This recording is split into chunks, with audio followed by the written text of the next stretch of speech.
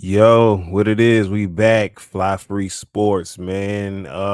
Hiatus over. Hiatus over. We just get back to this NBA talk. Best NBA talk on the planet. You know how we do it. Got my man Ben with me, as always, riding shotgun. Yeah, What's man. up, Ben? So good to be here. I'm looking forward to tonight's show. We got a lot to catch up on for sure. Absolutely, absolutely. A lot of things been going down, and we here to cover it, man. Look no further than Fly Free Sports, man. Yep. Let's get into it. First and foremost, we're gonna start off on a low note. And when I say a low note, I mean a low note. Have you been watching the Detroit Pistons this year? I had made a note of that. I wanted to talk about that. Um I've not watched much basketball this year, so I've been catching clips and looking things near and there, but Right. 25-game losing streak, bro. I mean, Yeah. I don't know about the record, but it's got to be close. It's yeah. I was thinking about that earlier. I'm like, if you lose 25 games in a row at any point in the season, I think that's like a automatic. Fuck the draft lottery. They need to get the first pick. There's no way that they shouldn't be getting the first pick in the draft. Like a draft lottery for what? We know who the worst team is. We know who need the most help. Obviously, 25 games in a row is ridiculous. 2-26 is Yeah, like, it's come on, man. It's pretty bad. Yeah, I'm looking at the longest streaks in history. Um, in a single season, it's looks like 26 games by the Cavs in 2011 season. They breaking that. Um, oh I yeah, don't know for who they sure. got. I don't Now know the who they got next, but I Sixers, don't see them winning. yeah, I can pull up a minute. Now the Sixers have the longest in history, but it's ended in 2015 season, and then they ended on a Continued in losing streak, and then it continued into the next right. year. But I don't think that really. I mean, it count, but it really don't. In the same season, it has to be in the same it's season. got to be in the same season. So yeah, no, it's um, I don't, I have no words for that. Like like That's it's brutal. that's so. Here's the thing: when you're losing that badly, that's not just tanking, right? Like you don't like nobody tanks that hard. No, they're not tanking. They're trying. They're like trying. they're trying to win games and just Yeah, are unable. that's kind of crazy, man. Like I don't even. I know Cade Cunningham was out for a few games, and I know they probably just like any other team probably had people in and out of the lineup. But come on, man. No, it's bad. I have been hearing blurbs about like the Pistons were doing terrible, but I was looking at the standings yesterday, and I'm like, wait a minute, 2-25. what what in the world is going on? And they That's got the it's like they got the Nets tomorrow. Well, I mean, it doesn't matter who they play; it's a loss, right? Like you're not going to project them to beat anybody at this point. they got the Nets tomorrow. The Nets are playing right now, so that's the second of a back to back. So maybe they might be able to beat them.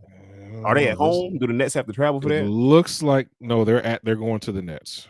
Never mind. Yeah. Yeah, I Yeah, don't I think history is about to be made,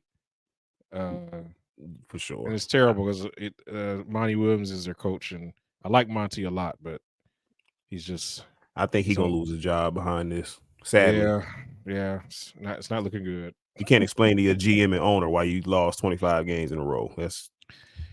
It's yeah, there's yeah, it's just That's beyond the explanation. You can't. There's no way to smooth that over. Like, just give me next year. And like, I yeah, don't think like so.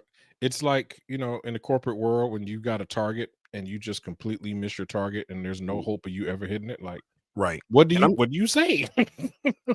I'm sure they didn't believe that they were like a playoff team coming into the year or anything, but like, damn, like, Yeah, give me something to look forward to. Like, give me 30 wins maybe or something like that. Or that yeah. they looking like they can't even win 10 games. Like, Yeah, well, they're definitely going to break the streak for longest losing streak, and the current full season record of losses lowest wins is 9.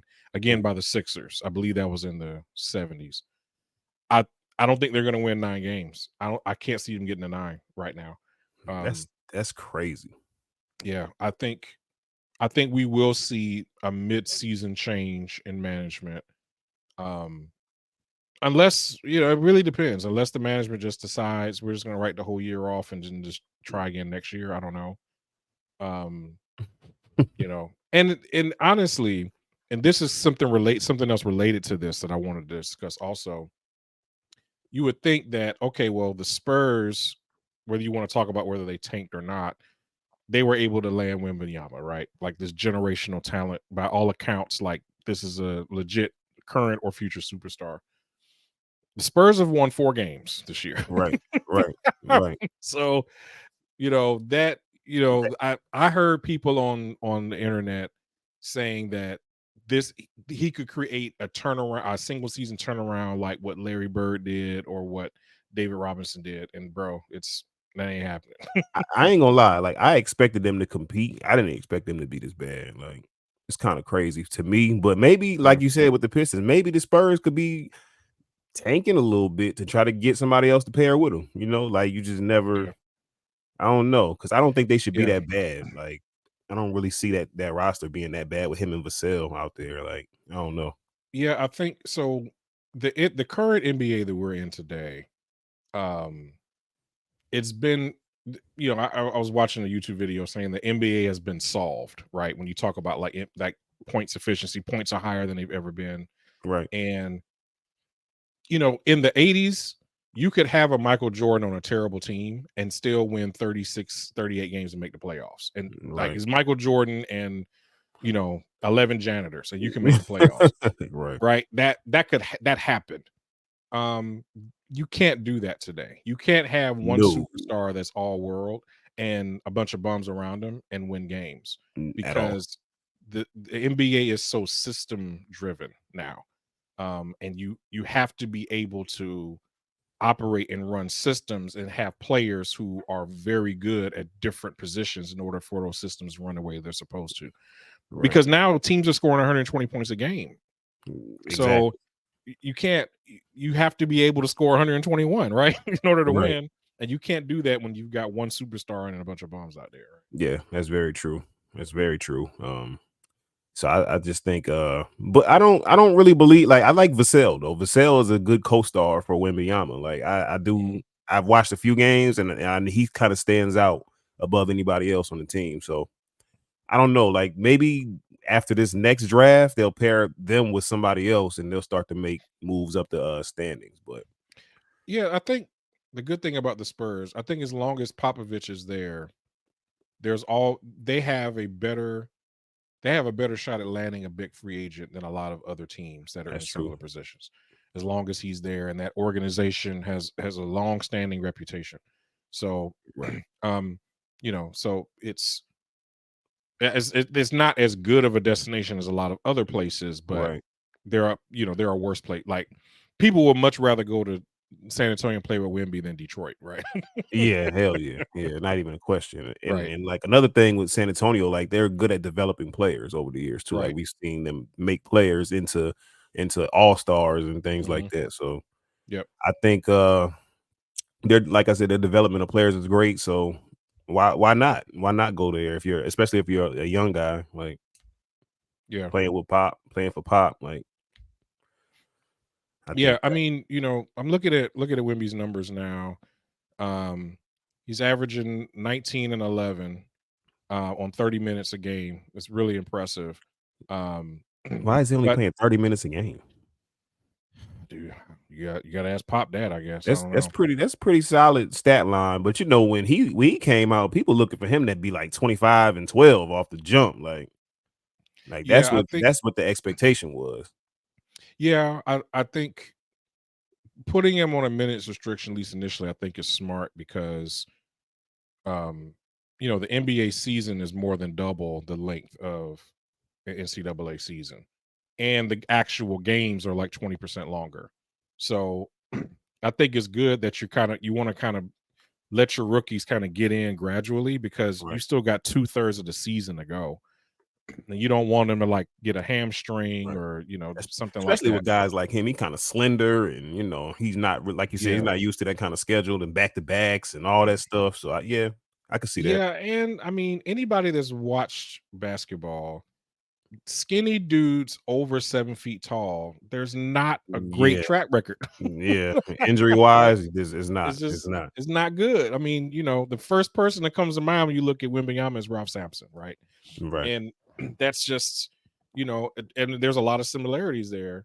So if I think it's smart that you want to kind of bring them along slowly, right? Chet So they're Holmgren too. Remember Chet?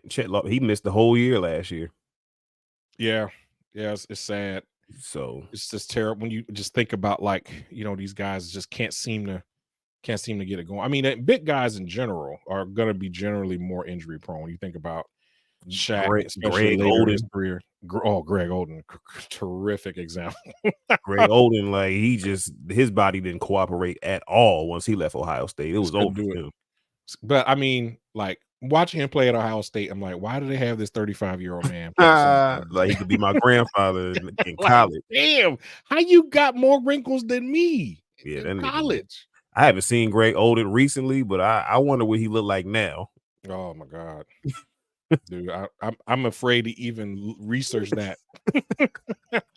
I'll send you a picture later. I can't do it right now. I'll Yeah, be too Greg distracted. Oden was a grandfather at 19, like knees and all. Yeah, Greg Oden so old. He Bobby Porter's daddy. Oh my Damn. god. Yeah, you Bobby Porter's daddy. You old.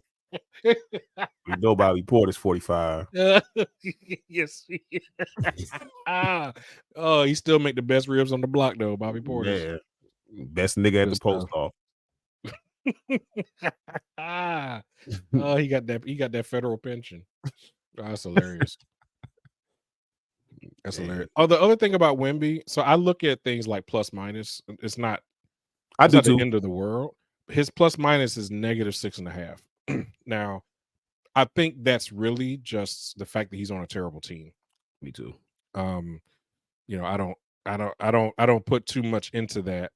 Um, I just noticed that as I was looking at his stats here, but but the kid's 19, and tons of upside. If he can stay healthy, he's gonna be the next superstar in the NBA. Probably the face of the NBA for years to come if he can stay healthy. So Yeah, I mean, because he's shown all the flashes. We know the skill set. I mean, mhm, it's just a matter of just putting it together at the end of the day. Like he just got to put it right, together and get that experience under his belt and just grind it out, man. And I'm sure, like I said, Popovich will help him along the way a lot. You know what I mean? So mhm, right, I don't really worry about Wimby. Everybody gonna be real like super critical of his numbers and all that from the jump, but nah, I don't think that's really important. We know what he's capable of. We see it. It's just a matter of him maturing. So right, I don't really get too hung up on the numbers for rookies like that. right, exactly. So But hey, another thing, man. What's up? What's up with your boy Draymond Green, man? uh you We got know the man in counseling, and it's he got the mandated counseling. You didn't hear about that? I didn't hear about that part. I'm I'm, They I'm happy they got him that he's seeing getting it. counseling. But I don't think he Yeah, need it. I think that's just his on court. He just does what he does. Like I don't think that's a matter of his psyche being an issue. It's just how he yeah, plays the game. He's just a dirty player. Like I don't think he needs the extra help in that regard. You know what I mean? So yeah. He's there's there's nobody quite like him in terms of like his personality, his approach to the game. He's a very unique person that way. But the circumstances and the way that he kind of has his trouble that follows him is like a hybrid between like Dennis Rodman and like Ron Artest, right? Like he just got this thing about him where if you have him on your team, he's liable to do something to get suspended. Like it's just like you wonder how long the organization will put up with an aging guy because Draymond's right, not young. An right. aging guy who's been a cornerstone of your franchise for however many years. How long are they willing to put up with that at his current production? Because I Yeah. mean, he's shooting the ball a little better this year. I'll give that to him. He's Mhm. more, he's less hesitant when he's shooting the ball, and he's still playing the same typical defense and all that Right. stuff. But it's like at a certain point, man, he's hurting the team more than he's helping if he's not Yeah. available. Like if you're not going to be available for games, then why the hell I got to keep giving you all these chances to mend it? You know what I mean? It's just Yeah. I don't know. It's just kind of I weird think to me. he's a curious case to me because he's like Ron Artest had and probably still is dealing with like serious like mental health problems, Yeah, he's right? Where he definitely just became unhinged. right. Rodman was different. Rodman was way more calculated, and he was more of an asshole. Like you knew that he was doing this shit on purpose. Like he's not becoming unglued. He was Right. unglued when he put his shorts on, right? Right. And now he's just trying to orchestrate that sneakiness, right? Like Draymond to me is like somewhere in the middle where it's like that he's got intent behind it, but then there are still moments where he just goes like way out there. Like he's already at the edge and then he goes Right. off. And then like the press conference, he was like, well, you know, I didn't hit him intentionally. So I apologize to him Like because I didn't mean to hit him. But I'm you cocked your fist back and you just stole them. Like, what do you like, mean you didn't do? What were you planning on doing when you spun around and threw your fist? Like, I don't so understand. maybe it's just me. Maybe I looked at the replay too hard. But to me, it looked like as he was spinning around, he changed the angle of his arm to make sure that he hit him. Right? Like if you're just spinning wildly, like people know if you're Right. just flailing your arms wildly, we know what that looks like. But Yeah. versus you flail your arm and then you come back and you do one Yeah. of these. Like, It look nah, bro, no. yeah, it looked real aimed. He aimed that Yeah. shit. Plus, he's got a reputation of doing shit intentionally and try to make it look like an accident. Right. Like, bro, like stepping on people's nuts, karate kicking people. What was Steven Adams in the balls, whoever it was in Uh-huh. the balls? Like, bro, like He you're kicked not LeBron. fooling Didn't he kick anybody. LeBron in the nuts too in the finals? Was that in Yeah, the final? Yeah. yeah. I'm like, bro, we see you. We Right. see you. You in 8K in slow motion. We see you. Right. Yeah, it's kind of ridiculous. Like, it seems very impulsive. Like, I don't think he goes into the game saying I'm gonna hit this dude or hit that dude, but it's like when he gets in the moment, it's like, all right, I'm gonna fire off. Bow. Like it Right, seems like that kind of thing. It doesn't seem premeditated, but it's definitely like right. super egregious and like it's flagrant. Like, you know what I'm saying? Yeah, You're yeah. not in there's no way you're gonna convince me that you didn't do that intentionally. Like who are you playing with? Like, Yeah, and I mean, there's so many better ways to accomplish what he's trying to accomplish. And he's smart. He's not a dummy. He's intelligent. So like there's ways. Like okay, if he's fouling you and they're not calling it on that end, you get your payback on the other end. If you get right, called for a tech, that's fine. It gives you a chance to talk to the coach. It gives Kerr, gives your head coach a chance to kind of work the refs. right, You can politic your situation, right? Like right. you're in a league with LeBron James. Like he's given us the blueprint for how to politic calls on the court, right? Right, and Like that's your you know how to man. do this. That's your Yeah, man. You be exactly. around him all the time. Like he ain't told you how to, cut certain Right. corners and do certain things. Like, come on, man. Exactly. You be up Exactly. on the LeBron for everything else. Like, come on. So yeah, I don't know. It's hard for me to really pin like what's going on. But this indefinite suspension, I we probably won't see Draymond until very close to the All-Star break or right after it. Damn, that's a Um long time.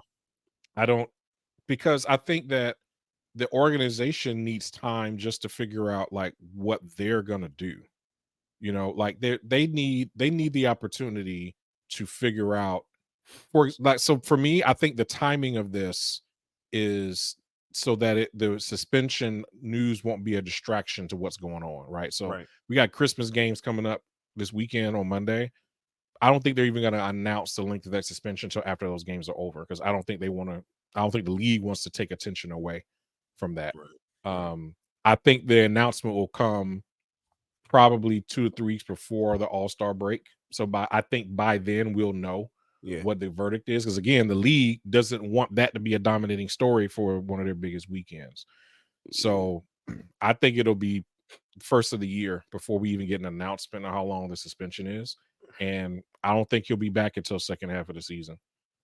This is, to me, this is easily like a 20-25 game thing we're looking at, in my opinion, just based on his history alone, not the individual act, but just. Right. And you just didn't he just get suspended this year? Yeah, he had just came back a few games before that off a 5-game suspension. Yeah, so So it's like, well, you just came off of five. What they call it 5 days in the street. That's how they call it. Use 5 days in the street. You come yeah, back and now you on the street again. Like, how long you got to stay out here? just But makes no that's my sense. thing, is because it's a pattern. A lot of times you're looking at punishment. You're looking at, okay, when you're looking at suspension, you're looking, okay, how long to set a precedent or to have this person learn or rehab.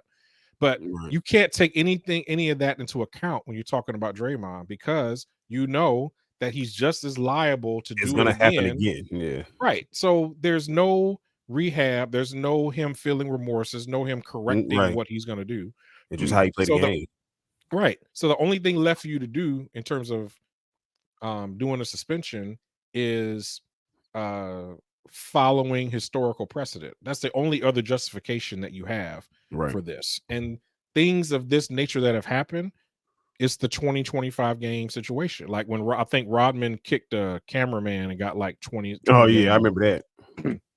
But that was like, the second or third time that he had been doing something that season. Mhm. So yeah, I think you're looking at, I don't think it's the whole season. I don't think you're looking at a, No, no, no, no, no. Ain't gonna be no like that. a Spreewell or Ron Artest situation, Nah, but it ain't that um, serious. no, ain't that. But yeah, I think close to All-Star break, we won't see him again until then. Damn, that's a lot of games. And honestly, in my opinion, that's the least of the Warriors' problems.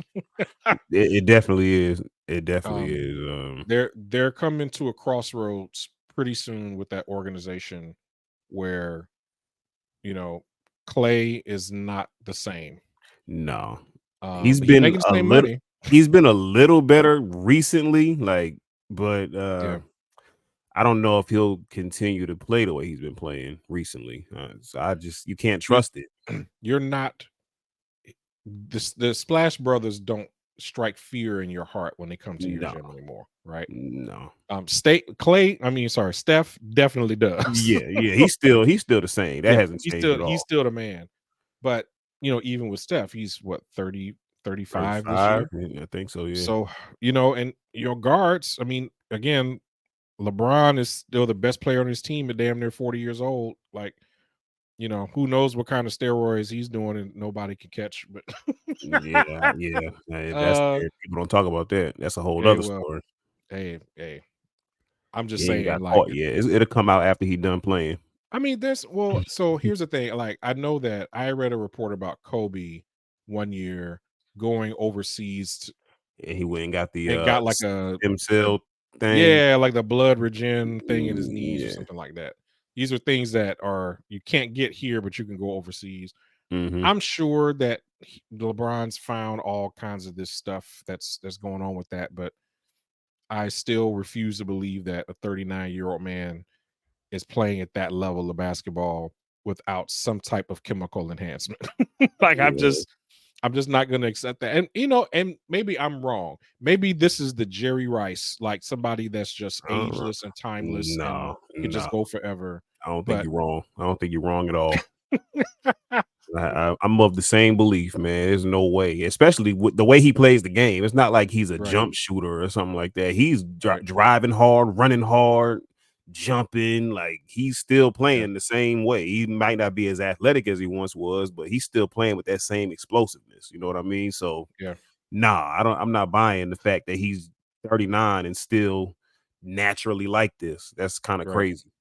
yeah. So it is what it is. But going back to Steph, there's going to be, and I haven't looked at their contract situations recently, but I think Clay is a free agent after this year, so I mean, it'll so be it's like easy you to you got the come Clay off the hill. situation. Yeah. Yeah, it's like I don't know if he comes back. You got the situation with Draymond now. Like, do I you don't think really pay him now? I don't think Clay will Um, come back at the price he wants. Even if Golden State wanted him back, I think Clay is right. going to price himself out of Golden State. I don't think they're going to pay him what he's asking for. He's going to ask for And something big. So yeah, I And don't see it. he should go play somewhere else then. Because um so that there's some major problems, and they got to figure out like which way they're going to go with this. Um so this is only the latest chapter in that saga, so we'll have to see how that plays out. Yeah, and, they try to rebuild like while they still have their guys, but of course, Poole didn't work out, so they had to ship his ass out. They got Mhm. Moses Moody and Jonathan Kuminga. They're both developing, but I don't think they're developing at the rate that they thought they would, especially Kuminga with his athleticism. And, I don't think he's Mhm. added enough to his game yet to the point where they're comfortable considering him a cog, a key cog Right. moving forward. Mhm. Yep. Um, I do like Moses Moody, but I don't think I think he's a piece. He's not, one of the guys that's gonna carry the Mhm. load on a consistent basis. Yeah. Um, yeah, and they got a couple other young guys. Projeski, I think his name is the white dude. Mhm. He's decent. They have Yep. some pieces, but I don't think they have anything that they can build off of. Once Steph is, to that age where he can't really carry the load anymore. So I think that's their next step. Yeah, and I know that things are working out. Wiggins got a championship with them, and And Wiggins, that's another thing. but Wiggins it's has like, just went back to the man, old Wiggins. Wiggins is now right. Minnesota Timberwolves Wiggins again. Like I think he might be content with his championship. That's what it looked like to me. Yeah, I think so. People talk a lot about when there's a vacuum of power, right? There's all these examples of that from history. The great leader dies, and then now there's this jockeying for position who's going to like take the next slot. And I see some of that happening in Golden State now. Like now people see that Clay's not really playing as well. Now Steph is still the man. He's still the alpha Mhm. there, no doubt. But Draymond's in and out with suspensions. Clay's plays been inconsistent. Jordan Poole's not there anymore. And it's obvious that there needs to be the spot for second best player on the team is open at this point Mhm. based on what's happened. And I think that the response to that is not what you would want, because At all.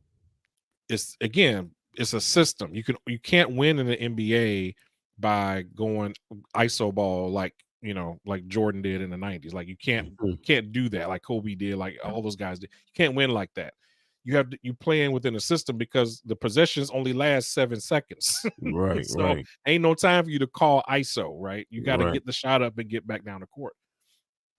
And this system runs around Steph Curry.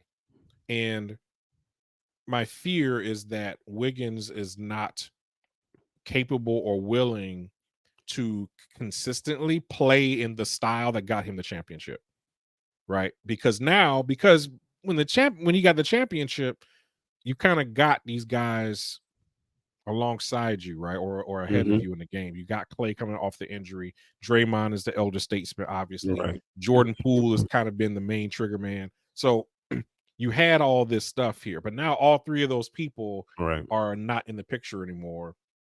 And now it's my time to step up and be the new number two. But you right. can't do that playing like you can't play like you're the main character and you're not the main character. That don't work. Yeah, Wiggins has been extremely disappointing this season. I don't know what the hell got into him. I don't know if he's still dealing with whatever situation he was dealing with last year that caused him to miss all those games.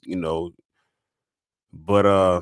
he's definitely supposed to be that guy. Coming out of them finals 2 years ago, like he was clearly the second best player on the team. It's like I feel like he's regressed back to the old Andrew Wiggins. I don't know if Mhm. that's because he's content with the ring, or like you said, maybe he doesn't want to fulfill that role. And we've seen that from Andrew Yeah. Wiggins too, like on other teams. Like he doesn't want to be that guy. He doesn't want to be the guy, or he doesn't want to be Mhm. the secondary guy. So Yeah. It's just you it's just hard to see say. it seems like watching it is that you hear like old elder statesmen like Charles Barkley and Shaq say, these players are soft these days, and they're so easy, and everybody they over exaggerate the mental health issues and stuff like that. Hmm. Um, I don't necessarily see it that way. I don't think that that players I don't think that the propensity for players to be soft is any greater today than it was in the 80s and 90s we were watching. I don't think overall that they're built softer. I do think, first of all, the level of scrutiny and constant pressure that they feel is exponentially more than what superstars in the 80s and 90s had, Yeah. because Jordan, the first half of his career, there was no 24-hour news cycle and social Right. media didn't exist at all. Right. Right. Right. So he could escape it. Like, he had ways to get away from it. Yeah. Night Wimby cannot escape it. There's No, no, you like, you wake up in the yeah, morning, there's 100 shows on ESPN and Fox Sports and all these networks critiquing your every game, and yeah, yeah, and then you're on the you front add page of social the media into that. newspaper, you Right. walk down the street, like, it's everywhere, all the apps, everything. Yeah. Your face is plastered on billboards all over the city. Like, Yep. you can't escape it. And then you're 19. Yeah. Now, I don't know how much of an idiot you were when you were 19, but let me Man, tell you, I was, yeah, for sure. Like, it's not even a like, question. I think most dudes like were yeah, pretty and stupid at 19. most dudes were like us. You didn't have a strong male figure that was giving you proper guidance to make you Right. less of an idiot, Right. right? So, like, we really shouldn't be surprised. Human beings are not designed to handle the level of scrutiny and constant attention that social media puts on us. Like, we're not built like that mentally. Like, our Right. psyches can't handle it. Um, and I think that's why you see a lot athletes struggling with it more, is more prevalent and more common, is because the media pressure is way more than a human being really can Yeah. stand. It's insane, and a lot of people don't even think about that. Like, Yeah. even when we're talking about basketball, we talk about, "Oh, this nigga trash," or like, or whatever. But it's like when you actually sit there and think about it, these are Right. humans we talking about. Like, these are Yep. guys that made it to the highest level of what they do. You know what I Mhm. mean? And they get Yep. there, and then it's still not good enough for some people. Like, we still say, Mhm. "Oh, this nigga ain't this, and he ain't that, and he can't do this, and he can't do that." And like Right. you said, it's circulating through social media and all that stuff, and they hear Mhm. that. I can imagine how crazy it gets. If you don't have a strong support system, Yeah. it's probably a wrap for you mentally. I know a lot Yeah. of players probably deal with that. Yeah. Yeah. It's tough. And, but, with Wiggins, things are going to be up and down. And then you have guys that they're just going to play their way, and it don't matter. Right. They're just inflexible, like KD. Like, and Mhm. now he flexed because he wanted that ring. But once, we knew that wasn't the real KD. That wasn't a permanent fixture. Right. Right. Um, Kyrie ain't gonna flex for nobody. Right. I No. mean, now LeBron, they had a cockfight, whatever, in 2016, and that it was tense in those locker rooms, but and I still. So, side note, everybody talks about the block that LeBron did on the other end of the court is like the play that sealed the series. To me, it was the clutch jumper that Kyrie hit on the wing that sealed the game. To me, that Yeah. was really what won that series. That's But true. That was but the first points, and I don't know how many the score was tied. I think we talked about this right, before. Like, the yep, game was yep, knotted up, and I think that yep, was like the first score in like 4 minutes or something like that. So yeah. So anyway, way off track. Yeah. So yeah, I think Draymond's gone. I think the total suspension will be 25, 30 games. We'll see him, later January, close to All-Star break. it's a damn shame. But anyway, man, speaking of suspensions, Mm-hmm. one just ended. We Indeed, it back did. on. We Yeah. back on, man. My level of excitement this week has just been through the roof. Like, I've been waiting for Mhm, December. That day was marked on my calendar, like, mhm, for the longest, man. Just I didn't expect the Grizzlies to be as bad as we were over mhm. those first 25 games. Like, that completely caught me off guard. I didn't expect us to Yeah. be good either. You know what I mean? I didn't expect us to Mhm. be 21-4 or even 18-7 when he came back. Right. You know what I Right. mean? But Mhm, I was expecting at least like striking range of 500. You know what I mhm. mean? Yep. Give me 11-14 or something like Mhm. that. 10-15 even. But Right. um just, you know, I think I think people undervalued Ja Morant Oh, of course. from the standpoint of and I don't even mean just him and his numbers and stuff like that. I just like the way his teammates, they just get a whole different level of confidence when he's on the floor. Hmm. Yep. They get a whole different level of confidence. Guys are getting way easier looks. The offense runs extremely more efficient. Hmm. It's just it's night and day. Like, and I think people are starting to see that over these first Hmm. 2 games since he's been back. It's like he's gonna get his numbers regardless. Yep. But to see his guys, especially the young guys, thriving around him, like Hmm. for example, somebody like Zaire Williams. Hmm. Yep. Zaire Williams is not very good at all, and he looks even worse when Ja's not playing. Right. But if anybody saw the game last night, Zaire's cutting to the basket, catching lobs, and Hmm. he got confidence in his shot. He's hitting shots. I'm like, Yeah. he needed Ja to come back just to be productive somewhat. Hmm. You know what I mean? It's like Yeah. things like that really stand out to me. Hmm. And I think people really undervalued him by saying crazy shit like, "Oh, the Grizzlies don't need him; they're better without him." All the bullshit rhetoric I've been Right. hearing for the last 2 Yeah. years is like, come Mhm. on, man. And I'm so glad that he's come back, and it's a whole 180. So it's Yeah. pie in a lot of people's face right now, and I'm enjoying it. I'm loving it. Like I'm loving it. Yeah, I've seen your very colorful Facebook posts about this about this Yeah, topic. man. Like I'm tired Um, of these niggas, man. They be disrespectful to Ja. Like I don't like it, man. You don't disrespect 12, man. Don't I don't mean, don't do that. I mean, you're absolutely right. Um, and I'm a stats guy, and I heard the stats last year about the record is the same or better when he's not there than when he's there. Actually, last year we were under 500 without Ja.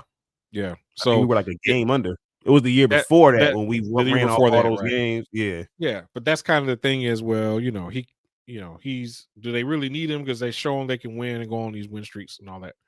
Um, so we just talked about pressure and mental health and young men not being able to really handle the pressure. Um, when you talk about Ja being a stabilizing force, he's he's Jordan, man. Like that's who he is. So that he is literally Michael Jordan to that team in terms of the psychological impact Yes.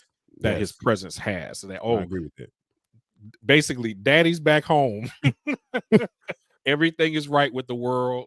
Now we can get back to playing basketball. I got my man's here, Yep. and now I can raise the level of my performance because my motivation, my morale, like Right. you added extra numbers to the meters when this guy comes back, right? Now I can really dial it up because I feel good because the alpha dog is back in his Right. place, and so It just now I feel like I got something. right. It's gonna naturally make you more comfortable. Like the shots you Mhm. put up, like, okay, even if I miss this shot, we still have a chance to win this game because he's on Right. the floor. He'll make up for whatever I got, whatever my shortcomings are. So Yep. yeah, that helps. Yeah. So it's obvious, and the thing that I was really proud of, and I never doubted it for a second. You could tell that he had been working, right? Yeah. He wasn't he was ready for that game. Now, a little bit winded. It took, of course, Oh got to yeah. get your legs under you, Right. but he was mentally and physically prepared Oh yeah. for that stage. Like, and could you see how, like, especially like the second game, it was like he never left. The offense is flowing, and people are like, Hmm. it's like nothing ever happened, right? That's just the impact that he has, and just how quickly. And it didn't surprise me at all. But being able to hit the game winner, coming Yeah, back, that's that's insane. is there a better life than that? That's a movie. That's a movie right there. Right. That's straight out of So movie script. I'm happy to see him back. He's clearly done the work on his game. I'm hopeful that he's made the changes he needs to make to Right. stay on the right path. So Absolutely. All we could do is just sit and watch and, and see what happens as far as that goes. But yeah. basketball wise, man, there ain't too many people better. And I've been saying that for years. Like Mhm. I've been on that wagon for a long time. and I think it's about time that he goes to that next level. I'm um I'm excited that Marcus Smart and Luke Kennard will be back. Mhm. Probably, I'm sure Marcus Smart will probably be back within the week. Mhm. Yep. The Grizzlies are actually here tomorrow. I want to go so bad, but I got some obligations. But Yeah, damn, hey, man, gotta do what you gotta do. man, I want to go to that game so bad. I Yeah. still might. I don't know, man. We gonna see, man. Like Yeah. I'm trying to pull up, Oh, it's but hilarious. yeah, man. It's like the excitement level. I'm sure, especially in Atlanta. Like, Mhm. I know that Yeah. game will be sold out. Oh, of Um, course.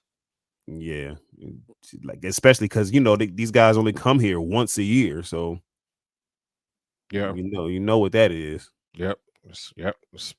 Hey, special. It's a special time, right? So yeah, for sure.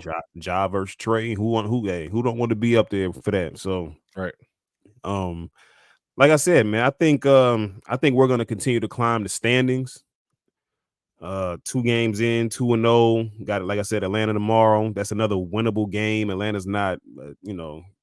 too threatening. Or not saying that we can't lose that game because we obviously can, but I'm putting my money on 12 again, like I always do. Uh, like I said, the offense has just been incredibly efficient since he's been back, and that's been the main problem with the losses. A lot of the losses we had this year were close games. Like we had a few that Right. got away from us, kind of bad, but for the most part, the games have been close, and we needed big time buckets down the stretch that we just weren't able to get. The defense is still top 10. Um, it's been Yep. top 10, and it's going to continue to be top 10. The only thing we really have problems with is closing out on shooters on the perimeter. It can't stand it. We leave a lot of guys open for threes. Hmm. I'm sure that'll be shored up. But the one thing I don't like about Ja returning is the fact that he's going to save Taylor Jenkins' job. Yeah. I'm not happy about that. Oh man. I'm not happy about that shit at all. Like I don't think Taylor Jenkins can coach at all. I think his rotations suck. I think his philosophy Yeah. sucks. Like I don't like I think he's taken the Grizzlies as far as he can take them. I'm not a fan of that guy. Totally agree. Yeah, that last statement you made, I think was really telling. I think he's taken them as far as he can. Yeah. Um and it's basketball is not that different from a lot of other things that people think that, okay, well, you have to have this great like basketball mind in order to be like an effective coach, right? You got to be a Tex Winter or like Right. a Larry Brown or something like that. Like you got to really have this super intricate, and that's not it, right? It's not.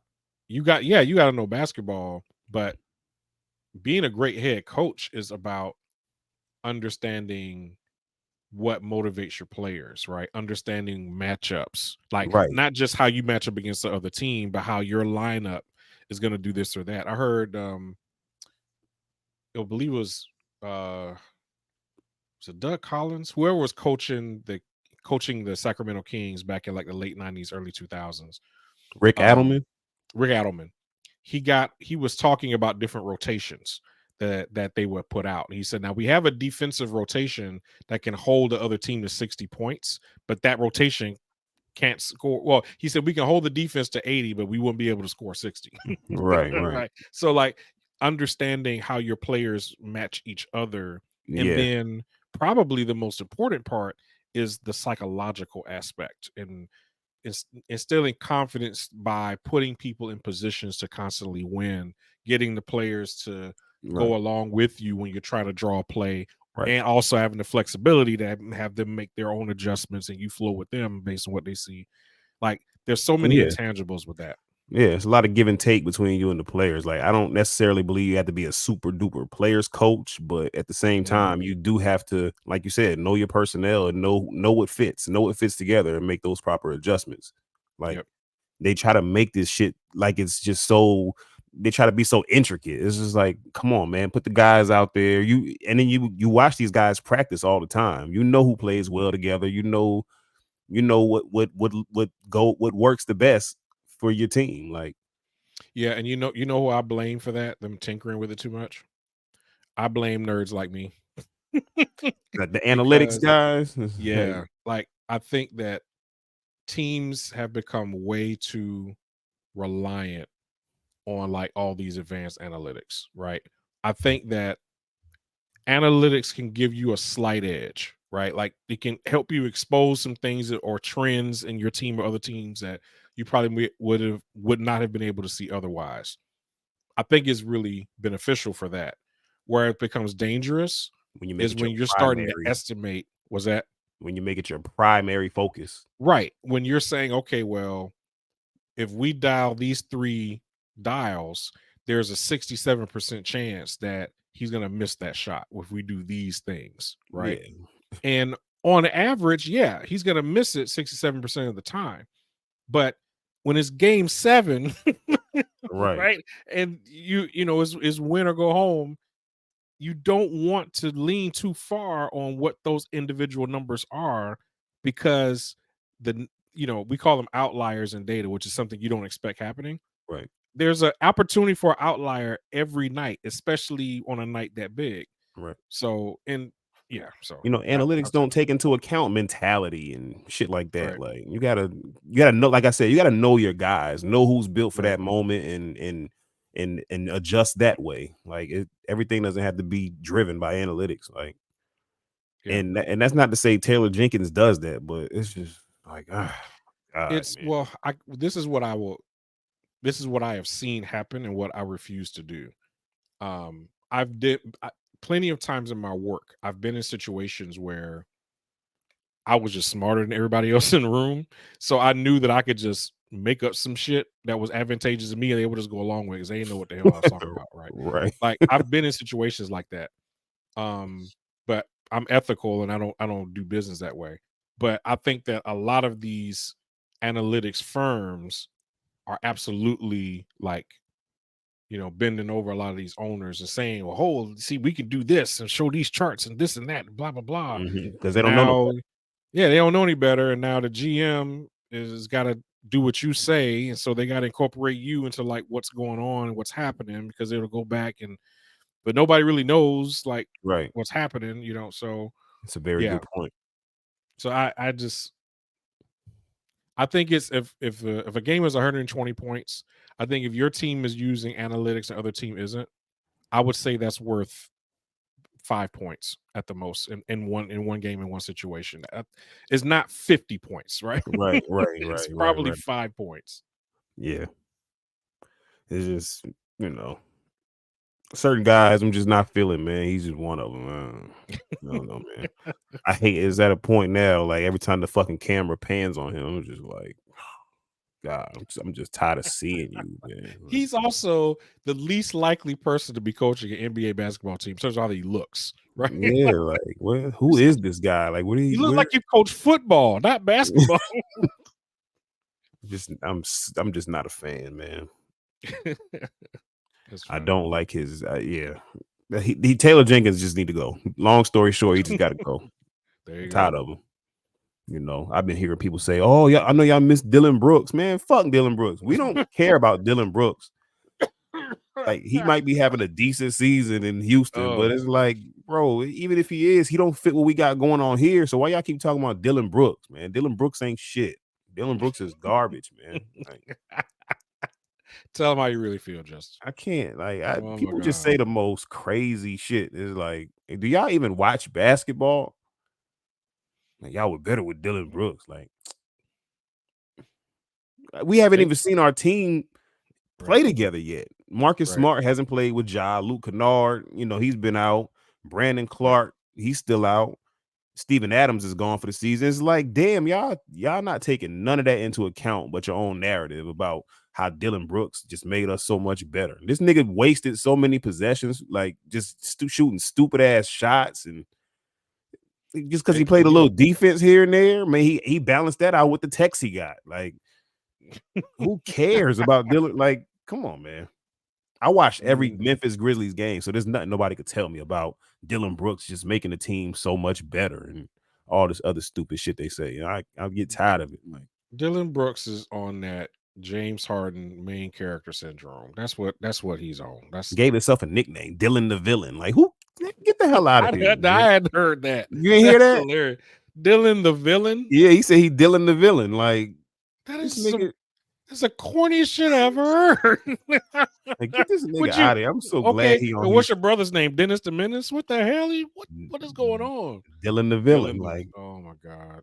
get this nigga out of here, man. I'm so tired of hearing about Dylan Brooks. I feel like his name comes up way more often than it should. Oh I'm man. mad at myself for bringing this nigga name up, but it had to be addressed. Like I'm tired of hearing about Dylan Brooks and what he Uh, meant to the Grizzlies. Like, get this man, please. And he yeah. lucky we Wonder played him works. all the times we gonna play him before Ja came back. Like that's what he better be glad for because that nigga would have for sure got dunked on. I think Ja would have made it a Yeah. point to catch that nigga up under the rim. Yeah. Like Dylan Brooks is just. Yeah. You said it all. I can't say nothing else about that. I'm done with that. I mean, but what shout out to him, I guess, man. Like, people got Oh. Houston is a couple games over 500, and that's the team that I'm picking right now to give that spot up to us. Like, I don't believe that they're as good as they've been playing, so I think they're gonna fall out. That's just my opinion on it. I had to throw that in before we got off the Grizzlies. We're gonna make the play in, and then we're gonna make the playoffs by beating probably Houston in the play-in game, or one of those. What's the other team that's up there? Maybe the Lakers, because the Lakers have been looking bad too. So we'll see. But I Yep. do have us still making the playoffs. I've never wavered on that. I said when Ja came back, we were gonna go on a run and make the play in and eventually the playoffs. Now, if shit goes really well, we'll make it up to the 6th seed somehow. I think we're like 8 or 9 games behind that. So that's gonna be it's gonna be a little tough with about 50 something games left, but it's possible. So we'll see. I think Yeah. a lot of people counted us out, and still, even now, like when Ja's coming back, they're like, nah, they won't go on enough of a run to make the play in or the playoffs. I'm like, okay, y'all just keep that same energy when it happened. That's all.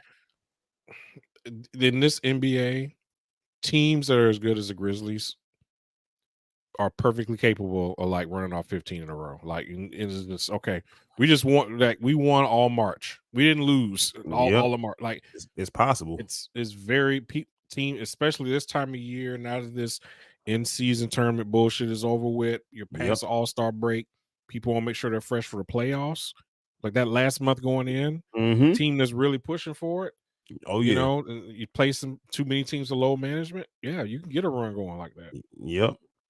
I think if Ja and Dez continue to play the way they play, like last night was a perfect example of how I want them to play. Ja was a little Right. bit off, but he still just generated so many good looks for guys. Yep. It was good to watch. And Desmond Bain, 31 points. He should be doing that, or at least 25 points a game, which he has been doing this year on a consistent basis. Like Yep. now that Ja's back, so. I just think with those two guys in the backcourt, man, it's harder to miss the playoffs when you got that much firepower in the backcourt. Yeah. Totally agree.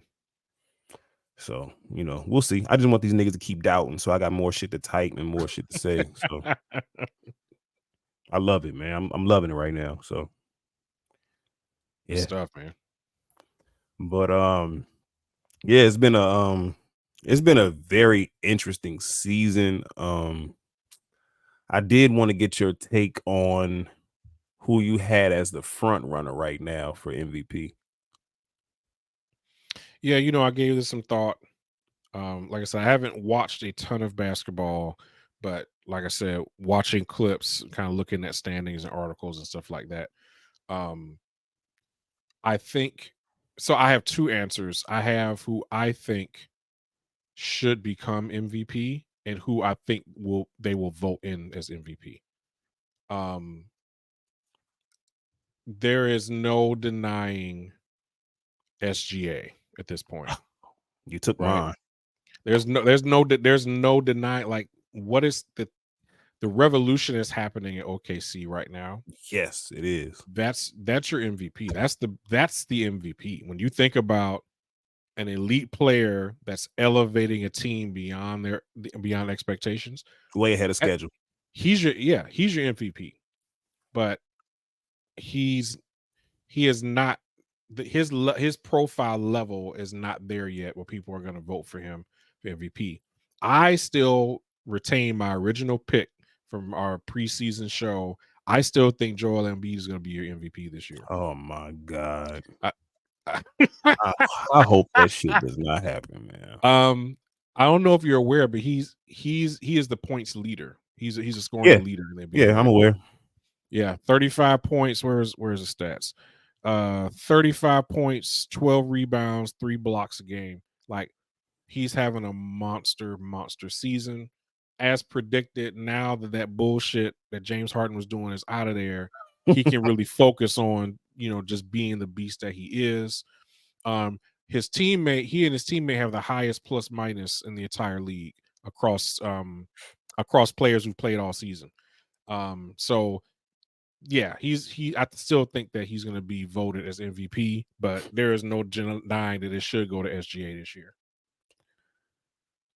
Man, I hope you're wrong about him getting it, man. It's such a waste, man. We know this guy is not he is not the MVP of the NBA, man. Like he just has free reign where he is. Like there's You just don't like it because he shoot threes, Justin. yeah, I mean, there's a lot of reasons. You know what I mean? Like I don't like his like you said, all that finesse and you 280, 285, whatever the fuck he weigh. Like I just we know who he is. Like, why are you Right. giving the MVP to somebody we know is gonna fall short? Not that it has any bearing on the playoffs. You know what I mean? Like the Right. playoffs have no bearing on the MVP. I get it.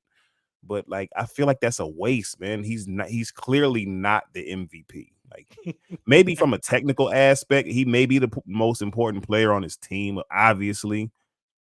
He Right. the team is centered around him. We get it, but he, like I said, he has so much free reign over there. Like the ultimate green light. You're Mhm. fucking 7'1", 285 pounds. You're supposed to grab the rebounds you're grabbing. Like this is not like he's not doing nothing out of what he's supposed to do. He's Right. not doing nothing more than what he's supposed to do. So I just like I don't know, man. That shit just disgusts me that we're even having this conversation about him being a back-to-back MVP. That shit is nuts to me. Like, give it to Jokic again. I'd rather y'all give it to Jokic again. Like, at least we know when the playoff time come, like he gonna show up. We know that. You know what I mean? Like, it's just a waste. But like you said, at the same time, I got SGA too, man. It's hard to deny what he's doing. Like, you look at the box score every night. This nigga's gonna have at least 30 points. Like, hands down. He's leading a very, very young team. Um, Shout out to all them guys. Chet, Jalen Williams is come on, man. Jalen Williams is a real good player. I don't think a lot of people really focus on him, but Mhm. he's a very good player. I know they had the Josh Giddey situation with the minor and all that. Um, Yeah. Josh Giddey, he's still a good player. Um, yeah, I like the way SGA is leading that team. I think they're headed in the right direction, and like you said, they're way ahead of schedule. So I'm interested to see them in the playoff. I think that's going to be a fun team to watch in the playoffs. Yeah. I don't want the Memphis Grizzlies to play them. But I am interested in seeing them. Like I hope we draw Minnesota or somebody like that. I don't want to play OKC at all. Like I'm straight on playing them. Like Yeah. we don't match up well with them niggas at all. So yeah, man, if I had to pick today, it would definitely be SGA. They're second in the West, I think. So Mhm. you Yep. can't hold against him that he's not winning enough games. Second seed is more than high enough to win MVP. They're gonna have the wins for him to qualify for it. Yep. Stats look good. He's very consistent. Like I just let's usher in a new guy. Like we know what Embiid. We haven't seen Shea at certain levels, to participate in the playoffs and things like that. But we get to now, and I think this is his coming out party. And I predicted it. Like before the season started, I definitely predicted him being one of the better players in the league. Um, just he's a phenomenal scorer. Like he's a walking bucket. That's what I call Shea. Like Yep. you need a bucket. Shea is gonna get it to you more than 95% of the NBA. Like I like him more than a lot of guys. So it's Shea for me. You know. Yeah. I Yeah. think I You think said Chris it all, Paul man. played a big role in his development that year he was with him too. I think a lot of Mhm. people overlooked that. Yeah, So he kind of absolutely. took off from there. Yeah, just like out of a cannon, just shot out of a cannon. So yeah, absolutely. Yeah. And I remember we were talking about SGA on one of the shows earlier. Oh I yeah. remember I remember Chase was saying that SGA was overrated. So we gotta get Chase back on here and explain this. Chase, You got to explain it to dude. you got to come back, and I'm posting this up so you can see this clip. I need you to come back and explain why SGA is overrated. Yeah, We don't need just to hear. leave a comment. Actually, come back on. Yeah, we need to hear that. We need to hear that live and in color. And Ja too, because you said Ja was overrated too. I remember everything. Like we got it on video. So pull up, man. You know what I mean? Hey, we ain't gonna attack you. We just want to know, man. We just inquiring. You know what I mean? Inquiring minds want to know. You know what I'm Oh, that's saying? funny. So yeah. But SGA in my MVP right now, man. It might change later, but I don't think so. Yeah. I Um, think it's been a while since we've had a guard win MVP, right? who's the last guard? Yeah, it's been a while. Who's the last guard to win I MVP? don't even count Kobe because he was James Harden, 6'7". maybe. I think James Harden might have been the last. Yeah, I think so. Let's see. Had to be James Harden. MVPs. When did Harden win? About 5 years ago, 5-6 years ago. It was James Harden 2018. Yeah, But it was 4 guards in a row because Harden, and before that it was I know Westbrook, and then Russ. before Yeah, that, and then Curry won it back to back. yeah, So yeah, we had three guys in a row at guard. yeah. Then they That's started giving it to interesting. the big guys. Yep. But you Mm. know how I feel about Harden too. And niggas a bum too. You know how the fuck he won the MVP, but Well, I mean, his career is over. Like I don't know what they're doing out there. he had a little I think outburst the other night where he hit a whole bunch of threes and shit. But he's done. He's good. That's it. That's it for you. He's gonna have some great games and all that stuff, but like your relevancy in the NBA has peaked, and you are now on the downslide. Like it's over for he you, bro. he's another guy like Joel Embiid. Is like, I know what you're gonna do once the playoffs start. I've seen this shit so many times. I'm not about to think that you're gonna do something out of the ordinary once the playoffs roll around. You do the same shit every year. Him, Joel Embiid, and if Tatum do the same shit he on that list too. Like, Well, we know what y'all about in the playoffs. Y'all shrink. Like, it's just like we seen it. oh I don't need to see the same shit 50 times to know like this is what it is. no, I hear you, man. I hear you. There's certain players I'm just not trusting in playoff basketball, man. Like I can't. And James Harden tops that list. I He's just number like one. what I don't even know. Like how can the GM of the Clippers look at everybody with a straight face and say that James Harden was going to be a great fit for this team? Like like He sold it to him somehow. Like, I don't know.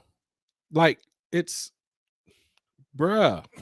Like what we like you said, we know what the Clippers are going to be about.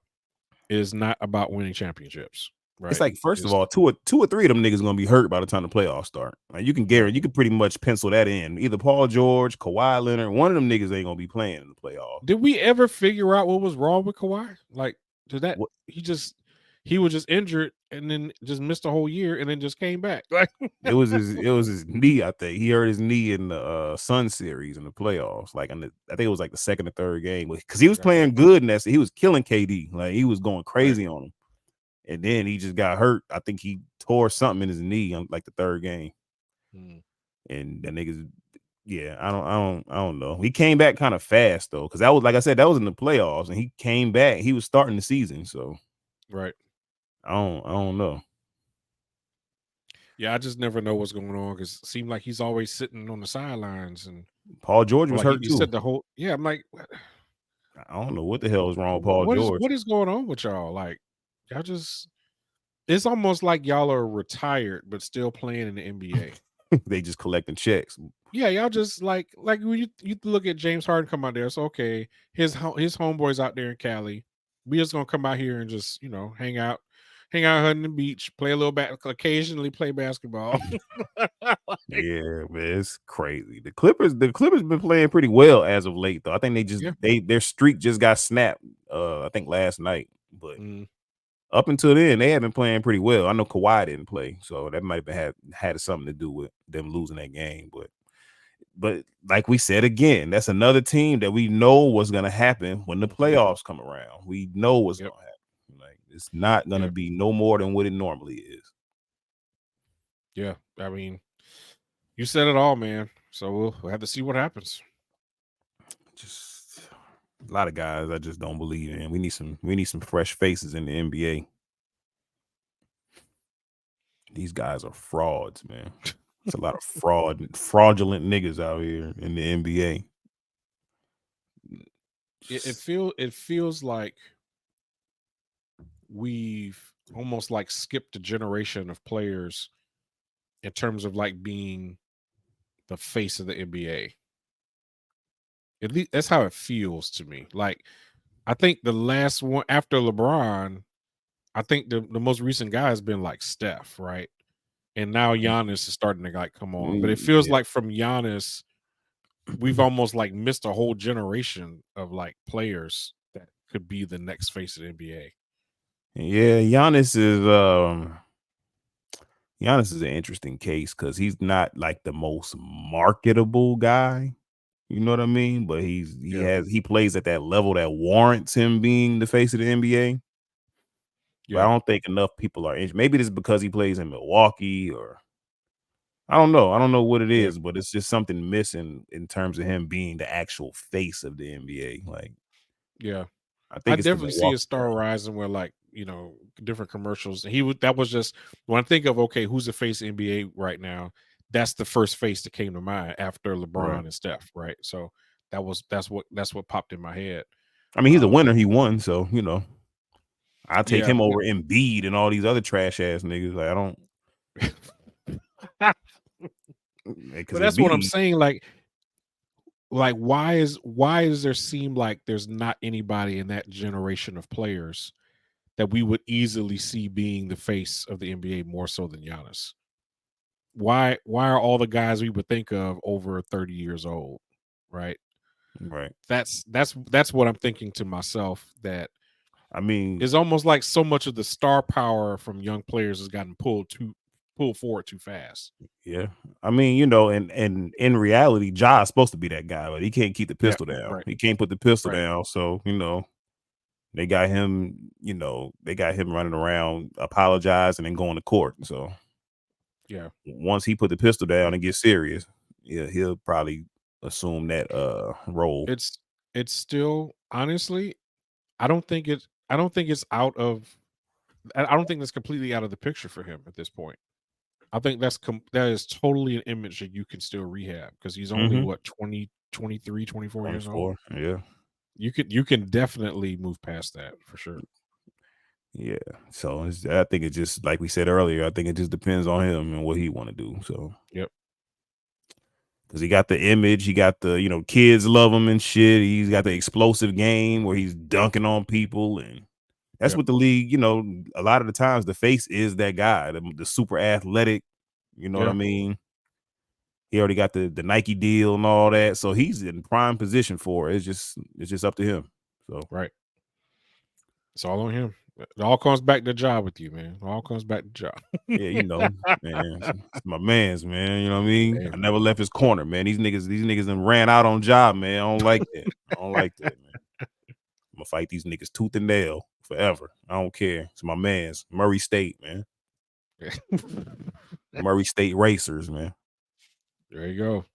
You said it all, man. Let's just wrap up the show then. You done wrap it. You done shut it down.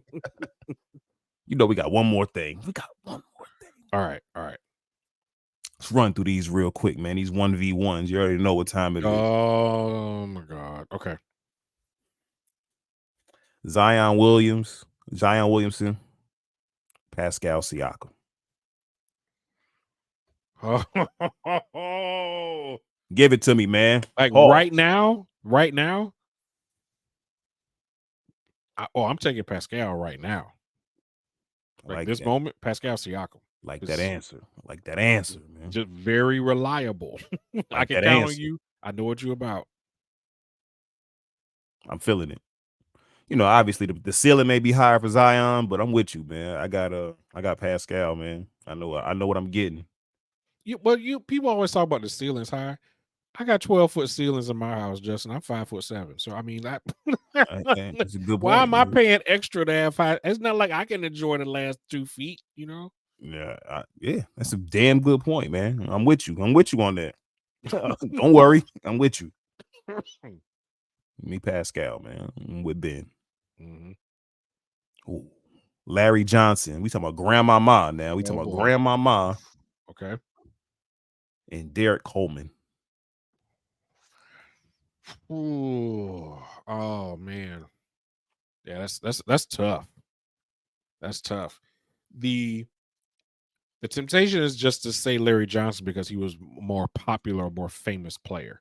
Right. Um, but when you actually look at their game, their utility and usefulness to a team, I actually would give a slight edge to Derek Coleman. I just think that he could do more. He you could put him in more different situations and he would be able to help your team better more so than Larry Johnson. But LJ's gonna drop LJ's capable of dropping 40 on you, right? Derek Coleman's not that guy. But overall, utility to a team, yeah, give me Derek Coleman. Give me LJ, man. He was on Family Matters. He hooped with Urkel and them. Like, give me LJ, All bro. Give right. me, give For me all yeah. grandmama. Yeah. Grandmama, man. You know what I All mean? right. The All big right. 4-point play when he was on the Knicks. You know what I mean? Like he had the moments. Like I remember him on the Hornets. Wasn't Larry Johnson on Space Jam too? I think he was one of the Monstars. Yep. Yeah, give me Larry. He was on Space Jam. Family Matters. That's Nah, but hilarious. yeah, I like Larry Johnson's game, man. He was one of them. Oh yeah. He was one of them guys for real. Derek Coleman Yeah. too, though. Derek Coleman was a good Mhm. player, man, for a long time. So Right. shout out to them guys. Mark Jackson or Andre Miller. Wow.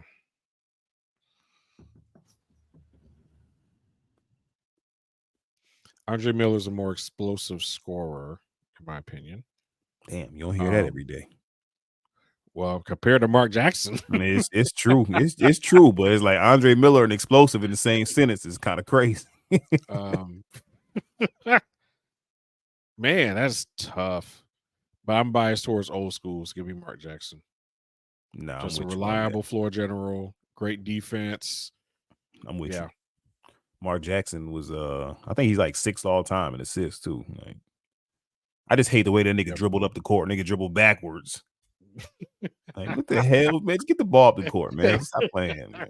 What are you doing? What are we doing out here, man? Nigga backing a nigga down 90 feet. Like, what the hell is this? I respect Mark Jackson, though. I um, like Mark Jackson. yeah. But I do take him over Andre Miller. I never liked Andre Miller. Like, his game was like a saltine cracker. Like, it was just, the shit was just hella bland. But he was a Yep. good player, though. Like, I just didn't. But there's a reason why I put them two together, though. Yep. Uh, Joe Johnson or Jaylen Brown. Ooh, man. I gotta go Joe Johnson, man. Like he was that dude. Like that dude. Joe Johnson was that dude. Give me Joe Johnson. I agree with you too. It's just that nigga Jaylen Brown. He just his ball handling is what just Mhm. pisses me off. Like, why you keep Yep. losing the damn ball, man? You got Right. little hands or something? Like they should have Sometimes. measured that nigga's hands before they gave him that contract. Like, we got to figure this shit out. Like, why you keep dribbling the ball off your knees? Like, what are we doing, man? Yeah, Oh, Joe Johnson had that shit on the string. Like, ISO Joe, come on, man. Even though yeah. they say he was stealing money in Atlanta, they said his contract was stealing, but I like Joe Johnson. He just wasn't like a super elite guy. Like, I think people hold that against him. He was a very good player, though. Oh, he give you the business, like for Yeah. sure. Like for sure. Yeah, Joe Johnson was that guy, man. I always been a fan Mhm. of him. Ooh, Russell Westbrook or the Big O? And we talking about prime Westbrook. I know you probably got like a stale thing for Westbrook, so I got to clear this up. You know what I mean? Like we talking about like 50, 12, and 11. Like he was putting up them type of numbers. Yeah. Um, if you feel like if you whoever you pick, you're disrespecting the other person, right? Like feel like there's not really a right answer. Um,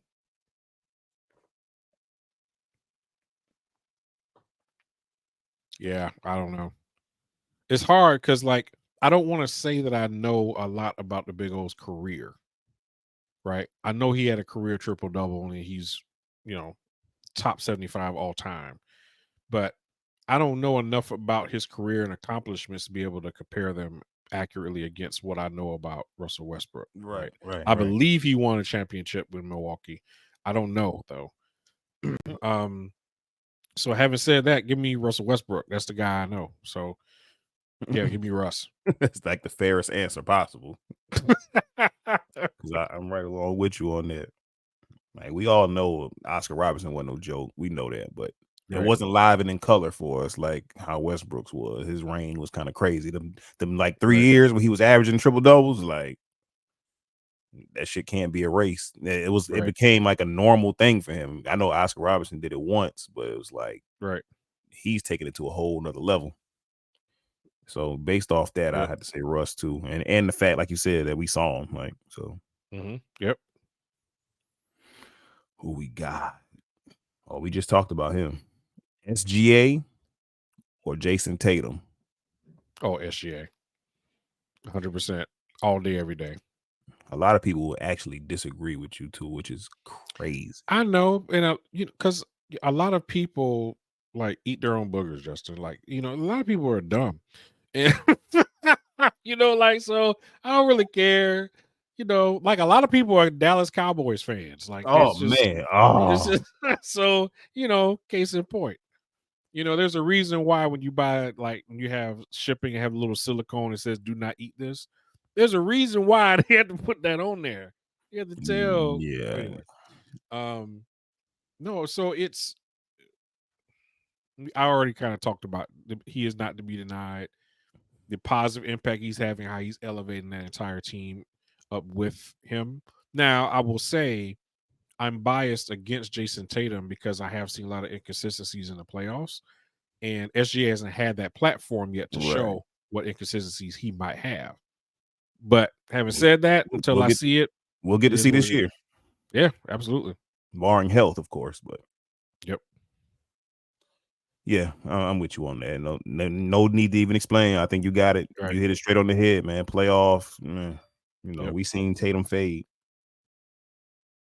Uh, Michael Cooper or Tony Allen. See, you messing with me because you know what a semi-historian I am of the '80s Lakers. Mm, Um, I'm gonna go with Cooper. Just more versatile, can do more. I But think I agree. Tony Allen will burn the house down though. He'll drop Yeah, 40 on you. I think I agree. But man, Tony Allen was such a dog, man. Like, Mhm, and me being a Memphis Grizzly, it's mhm, hard to go against Tony Allen, man. Like, mhm. damn, I got Tony Allen, man. I got Tony Allen. I can't. It's all right. I can't. Kobe said like this is the guy that gave me the most fits defensively. Mhm. Kind Yep. of hard to ignore something like that, man. That nigga was rough and rugged, man. He was a rough rider, man. Like, Yeah. and like I said, he beat OJ Mayo ass on the plane over a card game. So let me get the legend. Give me the legend, man. Tony Allen. Right. All right. Yeah, I like Michael Cooper. Hey, like I said about Michael Cooper in another episode, man. Mhm. He stood out on a team where it was hard to stand out on. So Yep. that counts for something. Mhm. So yeah, shout out to Coop, man. I know about Coop. I might be younger, but I know about Coop. You know what I mean? I was born in '86, but I know about Coop. defensive player Yeah, of the year. We know, like, yeah. yeah. He was the man. Now I might have used these next two guys in a 1v1 before, but I didn't have them against each other. So this should be interesting. All right. Jason Williams, we talking about white chocolate White chocolate. Okay. or Mike Bibby. Ooh. No, because that was the trade. You know what I mean? Yeah, it's true. Man. Oh man, give me white chocolate, man. I love his game so much. I love his game, man. Just yeah, just oh man. What can I say? Like Man, Mike Bibby is that dude though, like your ring general, your floor general, like hard nose he was super clutch points. clutch. Yeah, Yeah, like he was super clutch. yeah, Like Bibby, one yeah, of the most clutch guys ever that don't get credit for it. yeah, yeah. But I mean, just like who would I want to play with on a basketball team is Jason Williams. J Dub, yo, I gotta pick him just off the fact. Like, side note, if anybody missed any other episode that we've done, I was a Kings fan from 1999 to about 2000, 2020, 2020. I'm tripping. From 1999 to about 2020. Mhm. And the reason why I became a Kings fan was when they drafted Jason Williams. Electrifying, like some of the passes you never even seen an elbow pass before or since. Yep. Like a lot of that shit he was doing was like, what the hell is going on? Like he really took the league by storm with his ball handling, his ridiculous passes. This is just like a highlight tape every night. He's gonna do something crazy every night. Like on a nightly basis, you can count on it. Yep. And that like led me to be a Kings fan. And I stuck with him for as long as I could. And you know what's crazy? When they made that trade, I was sick. Like when they traded him for Bibby, I was sick. Like I started to jump ship right then. Like, nah, this ain't cool. But Bibby came in and it actually fit the team better than what Jason Williams did. So I was Yeah. happy about that. But yeah, let me get Jason Williams, man. I just had to put that backstory in there because that had a big part of my teenage years and all that. So Yeah. Get it off your chest, man. It's all right. yeah, Jason Williams for that one. Shane Battier or Antoine Jameson. Wow. Because these are two very different players, Very, very different stylistically. very. Ooh, hey man, Shane Battier. Gotta go with Shane. You just said that Um, because it's Duke in North Carolina. well, I mean, that's not entirely wrong. But hey, 3 and D, I'm gonna take that any day of the week. Give me 3 and D, give me Shane Battier. I respect it. I respect it. Probably probably the same. Probably the same. I think, Mhm. like you said, 3 and D. I think he made more of an impact on better teams as well.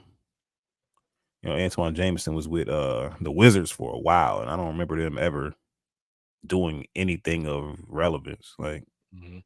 Yep. so yeah, give me Shane Battier. And I don't like that because I don't like Duke, but I don't like North Carolina either. Now, if it make you feel any bad, I don't like neither one of them. Like when they play and Nobody everybody likes making a big deal out of the game, I'm like, I don't give a damn about either one of these teams. Like, yeah, so I have no dog in that fight. Dikembe Mutombo or Ben Wallace. Wow. Oh man. I'm gonna give it to Dikembe. Um, both stalwarts on defense, but Dikembe had more tools offensively. So I would actually go with Dikembe. That's a pretty good pick. Didn't Dikembe win Defensive Player of the Year before? I think so. I had to I look that believe up. so. I think he did, like in the '90s, at some point. Um, I think I'll go with Ben Wallace just because I don't want to say his defense is just like what led them to the championship, but he was like the anchor of the defense that won the Mhm. championship. Yep. So I think I'd have to go with him, even with his offensive deficiencies. Mhm. But I think I'd take Ben Wallace. And I saw, because I think Dikembe Mutombo got just like destroyed by Shaq in the finals. And when Shaq played Ben Wallace in the finals, it was kind of a different story. You know what I mean? Right. Just for comparison's sake. And I Right. know Shaq had a little problem with Kobe in that series when they played Detroit because Kobe wouldn't give him the ball and all that. And that's, I think that was their last series actually together. Yep. Um, Believe so. Yep. so I think Ben Wallace stepped up to the task just a little bit better than Mutombo in the same, in a very similar scenario. So I'll give it to Ben just based off of that. All right. But it's like razor close. I don't think there's a wrong answer for that. Yeah.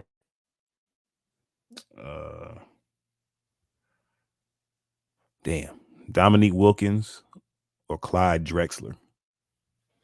Man. Oh my God.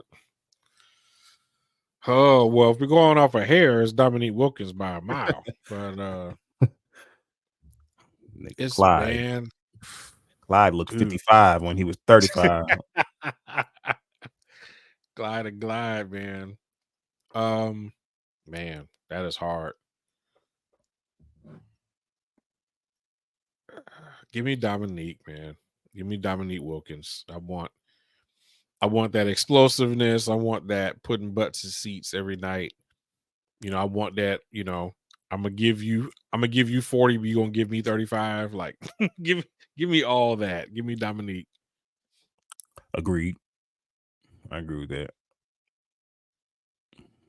No need to elaborate. I think, he's the more explosive scorer. Yep. Um, More box office, like you said. Just, I mean, like, there's another one where you can't go wrong. I'm sure if you're a Portland fan or, you got some type of ties to Clyde Drexler, you're more willing to go with him because it's so close. You're not like somebody could look at you Right. crazy. But yeah, I got Yep. Dominique as well. So I just, he never had the chance to compete, like, really on Right. that team that he was on. So Hmm. give me Dominique on that one. Paulo Banchero or Jalen Green. So this is basically like an upside thing. Like, who you think? Yeah, and I have not seen very much of either of them play, so it's going to be really Just pick, hard just for pick the me guy to from compare. Duke. Just pick the guy. No, I'm gonna pick Jalen Green just to be contrarian. Just to be a contrarian, I'm gonna pick Jalen Green. Yeah, I don't think it's really a wrong answer. But I think Paulo, I think Ben Carroll has he has more in the toolbox. I think he has more in the toolbox. So I think he'll be I think he'll be the better player in the long run. I think Jalen Green might be better right now, maybe. But I think Ben Mhm. Carroll has the ability to be a top 15 guy in the league. I don't think I'm tripping when I say that. But he has the ability to be elite. You know what I mean? Depending on Yeah, how hard he works and how hard, how everything shakes out with the Orlando roster and all that. But I think they're doing yep, pretty well this year. So yeah, I think he's gonna be a very, very good player for a long time. He has the build, all that. Like right, I think yeah, he's prime for a breakout, especially like next year when his third year comes around. I think yep, he's gonna be a monster. absolutely. So I'll probably take him. Oh, we got one more. I think I know where you're gonna go with this. All right, Drew Holiday or Marcus Smart. man. Honestly, this isn't that difficult for me. I'm going with Drew Holiday. I figured as much. Um, I just Drew is I think he's just number one, just a better player overall, especially offensively. And I think he's more reliable and dependable. Um just overall, just from a just sportsmanship standpoint, being a benefit and lifting a team to the next level, being a leader in a team. Yeah, I'll take Drew Holiday. It's not that difficult. I ain't mad at that, but Marcus Smart on the Grizzlies, so I'm taking Marcus Smart. Yeah, You know what I mean? that's all we got. That's all that needs to be said. But nah, Drew Holiday, to me, like I've always said, I think he's probably the best on-ball defender as a guard in the NBA. Now we've seen him get cooked sometimes, but who hasn't that happened to? It's the best league in the world, right? So Yep. you take that with a grain of salt. But I do think he's the best on-ball defender as a guard in the NBA. I don't think I'm crazy saying that. Right. Yep. We've seen, like I said, we've seen guys get off, like Jimmy Butler last year in that series, kind of went crazy on him, but it's gonna happen. Yeah, it's Jimmy Buckets. What you gonna do? Yeah, playoff Jimmy is just we know about playoff Jimmy. Playoff Jimmy is just probably the top 5 player in the league. Yeah. But yeah, I got one bonus one for you, and I know you're gonna like this. All right. Joe Dumars or Mitch Richmond. I don't like how you try to play my biases against me. Hey man, gotta put you on the spot with your favorites, like how I am with mine. You know what I mean? So honest, this isn't that hard. I still go Dumars. I think that Dumars is equal to Mitch offensively and far better defensively. I You think think he he's just equal an to him outright better player. offensively? Oh yeah, Ooh, absolutely. that's tough. So, now explosive player, Mitch is far more of an explosive of a player. But Dumars could give you night for night the same numbers, right? It just won't look as good. Right. Yeah, I agree with that. I agree with that. I think, like you said, Mitch Richmond, man, he had a few seasons where he was just like offensively, there wasn't too many people on that level. Right. And he played in that era where he didn't really get a lot of recognition because of who was playing at the time. So, yeah, and he played for the Sacramento King. Nobody gave a damn about. You know what I mean? So it's kind of like, didn't he play on the league? I think he went to the Lakers after that, didn't he? Did he? Am I tripping? I don't I must be. remember. I think I'm thinking about Glenn Rice. He played for the Yeah, Lakers. Glenn Rice did go to the Lakers. Yeah, I mean when Glenn Rice is back. Glenn Rice is another one, man. He was a beast too. Oh yeah. You got Glenn Rice or Big Dog Robinson? Oh, Glenn. Give me Glenn all day. Over Big Dog? Yeah, man. Give me Glenn Rice. Just with threes from the corner, man. Things is deadly. Yeah. Just overall marksman, just offensive creativity, all that. Yeah, give me Glenn. Yeah, I mess with Glenn Rice though, man. I ain't like when he went to the Lakers, but because I hate the Lakers. But that's a whole nother story, man. But anyway, man, I think we had a real good show tonight, man. Came off the break pretty good. Yeah. No, I enjoy it as always, man. It's always good talking to you. Yeah, man, that was fun. We'll be back for sure very soon. Like I always say, Fly Free Sports, man, best basketball talk there is, man. So y'all keep it locked in, man. Like I said, we will be back in the short term. Like, share, subscribe in the meantime. Yeah, man. We out, man. It's another week. Yes, sir.